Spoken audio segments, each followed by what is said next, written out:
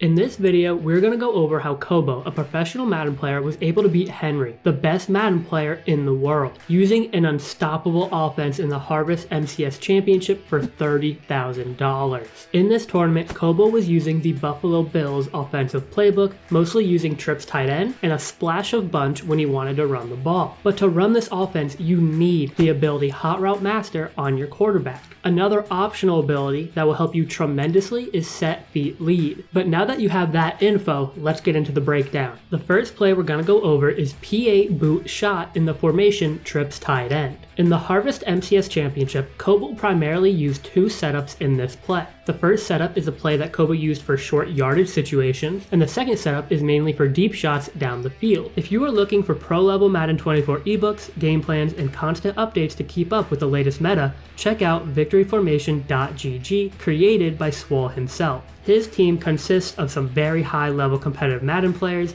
so go check out the link in my description and be sure to sign up with the code RZR for a 10% discount. So let's go over the short yardage setup first. What you always want to do in this formation is make sure the trip side is to the far side of the field, meaning the side that has more grass. This will create better route separation and combos. So what Cobo did here in this play was put the outside wide receiver on a drag, leave triangle, put O on a vertical, and then he left the tight end and kept the running back on a blocking assignment. Now at face value, this play looks like it has deep ball written all over it. But what these routes are engineered to do is take the user away from the short middle area of the field. But what Henry does here on defense is why he was so worried about the deep ball. The play he's running here is a hybrid cover 2 man blitz, with 2 deep safeties and everybody else man underneath with 1 flat zone on the weak side. Before a blitz, he puts the defender manned up on the running back and the defender manned up on the O receiver on a blitz from the outsides. So when the O receiver runs vertical, Henry decides to run with him because nobody is manned up on him, which leads the middle of the field to be wide open for the drag route coming from the outside wide receiver. This is just an insanely perfect play call, and as the video goes on, you'll see that Cobo continued to call the perfect plays against Henry's defense. Now let's get into the deep ball setup for PA Boot Shot. The play mainly works best against man coverage, but could work against zone coverage as well. So in this setup, Cobo put the outside receiver on a C route, left the inside receiver on a post, put the O receiver on a vertical, and put the tight end on a drag. And then he kept the running back on a blocking assignment to make sure he had time to throw the ball deep downfield. Now an important detail to know about this play is that it works best when you are around 30 to 50 yards away from the end zone, especially when facing cover 2 man or a cover 2 man hybrid like Henry is in here. So what Henry does here is put the slot defender on a deep half, the corner on a flat zone, and this safety is manned up on the tight end. And everybody else on the strong side is running a normal cover 2 man with a deep safety and man underneath.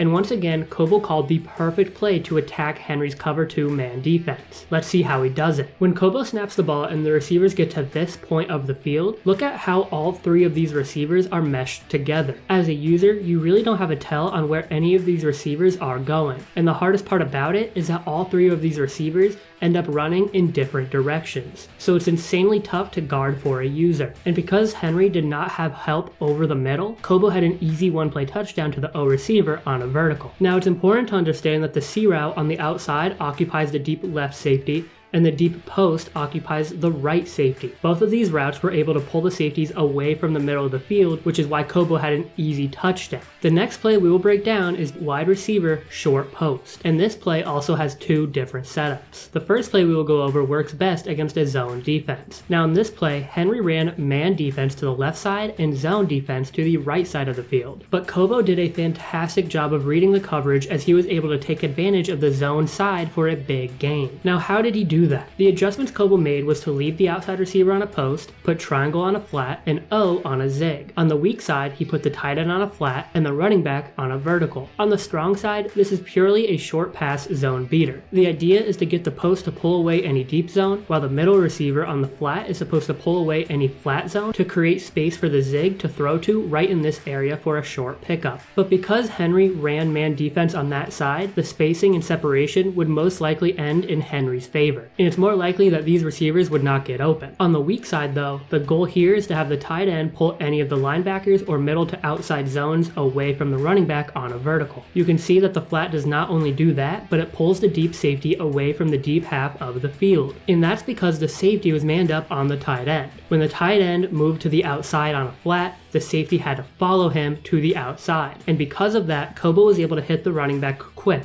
for a big chunk of rack yards. The next play we're going to go over is something that looks similar to the last play, but it is actually a man beating concept and a zone beating concept. The adjustments Cobo made were leaving the outside receiver on a post, put triangle on a drag, put the running back on a vertical, and tight end on a corner. Now what Cobo did with the O receiver is very interesting. He actually used this guy as a motion blocker, and he did that all game mostly to protect the QB from slot blitzes when he thought Henry would send the heat. In this play though, the slot defender actually backed up into a zone. But let's get into why this play worked. In this play, Henry is running a hybrid cover 3 defense. You're going to see the safeties roll to the strong side, so this safety becomes the middle third, and this safety becomes the outer left third. And the weak side outer third is actually the slot corner. He looks as if he's in man defense here, but once you see the tight end break to the outside, that defender actually keeps running to his zone assignment, which is the deep third. And that is why the corner was able to get open for a big first down. Now with the other routes, the running back on a vertical occupied the user, and on the backside, Henry manned up both of these receivers, which is why this would be a hybrid cover 3. And you will see that the drag actually did a nice job of fighting off the man coverage and actually had a step on the defender if Cobo needed to get rid of the ball quicker. This is a solid concept that exemplifies how you need to have zone beaters and man beaters in one play, especially against elite players. The next play we're going to go over is called Y post. This setup can beat man coverage or zone coverage. What Cobo does here is put square on a comeback, triangle on a drag,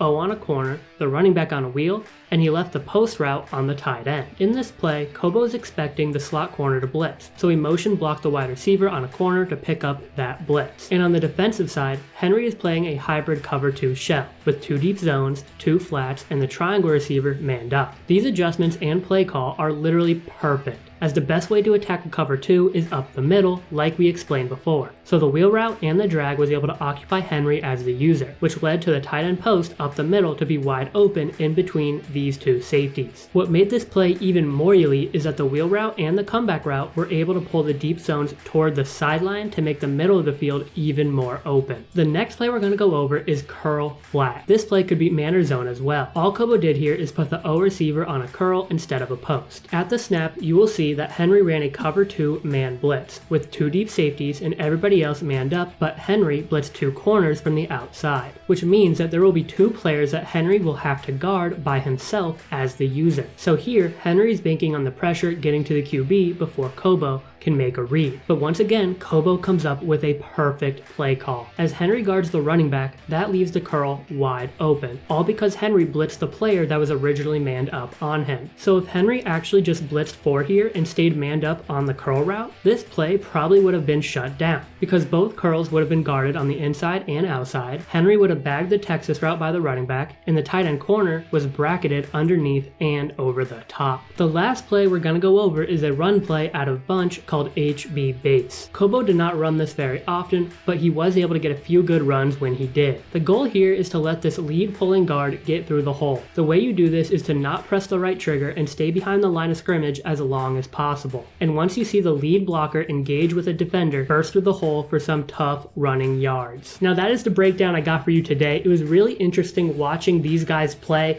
and really break down all of their defense and offensive plays. It made me better. I hope it makes you better as well. It just really speaks on how good these guys are. Like, it's really a chess game every single play, and Madden really is a strategy game, and it really takes up a lot of mental capacity when you play against someone really good.